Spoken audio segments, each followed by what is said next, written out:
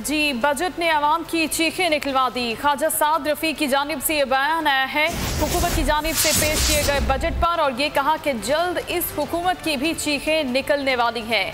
ख्वाजा साद रफीक पेश हुए थे अदालत में और इस मौके पर उन्होंने गुफ्तगू की और कहा कि इमरान खान ने आवाम को महंगाई का सुनामी दिया है।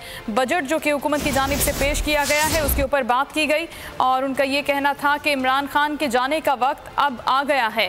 पैरागॉन स्कैंडल केस में इनकी पेशी हुई थी और इस मौके पर मीडिया से उन्होंने गुफ्तगू की थी। उनका क्या कहना था ये आपको सुनवाते हैं।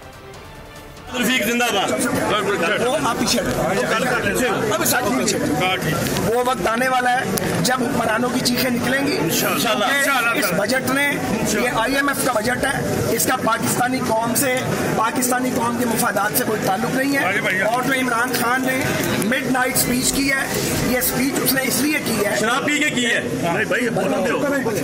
ये मिडनाइट स्पीच उसने इसलिए की है कि उसे अपना जाना नजर आ रहा है, उससे मुल्क संभाला नहीं जा रहा और वो करप्शन का चूरन बेचकर शहीद बनने की नाकाम को